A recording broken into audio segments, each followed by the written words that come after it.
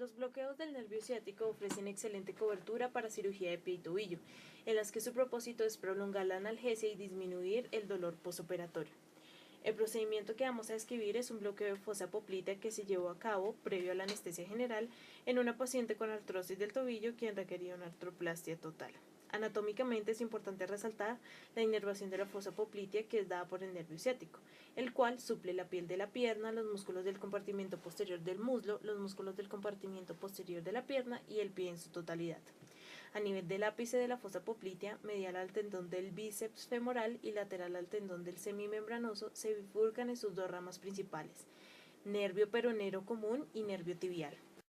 En el primer paso del bloqueo se observa la técnica séptica y se prepara el miembro inferior del paciente desde el tercio distal del muslo hasta la mitad proximal de la pierna. Luego se palpan los tendones del semimembranoso y del bíceps femoral.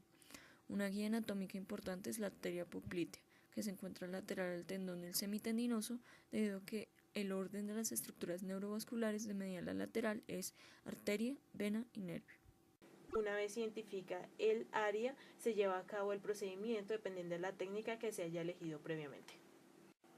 Existen dos técnicas con las cuales es posible hacer el bloqueo.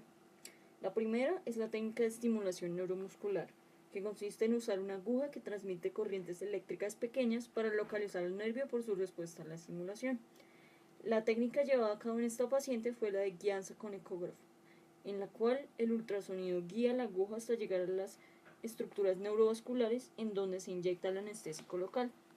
Es de importancia resaltar que el bloqueo se realiza mientras el paciente está despierto, para mantener la comunicación y así minimizar las secuelas posiblemente devastadoras de una inyección intraneural. Es posible usar un ansiolítico, con o sin analgésico, para aumentar la comodidad del paciente. Midazolam IV de 1 a 2 miligramos y fentanil IV de 25 a 100 microgramos se usan usualmente, pero deben titularse para maximizar la comodidad del paciente y al mismo tiempo asegurar que éste todavía pueda responder a órdenes verbales. El paciente debe estar monitorizado con pulsoxímetro, electrocardiografía y monitoreo de presión arterial no invasivo. Adicionalmente, se debe poder medir el CO2 de final de expiración y la fracción de oxígeno inspirado, CO2. En la técnica de guianza con ultrasonido se debe rodear el nervio de anestésico, quedando una región hipoecoica alrededor del nervio hiperecoico. Se inyectan entre 30 a 40 mililitros de anestésico local. La elección se hace teniendo en cuenta el tiempo de instalación de la acción del anestésico, la duración de la acción anestésica, la duración de la acción analgésica. En este caso, se usó lidocaína al 2% y levobupivacaína al 0.75% en combinación.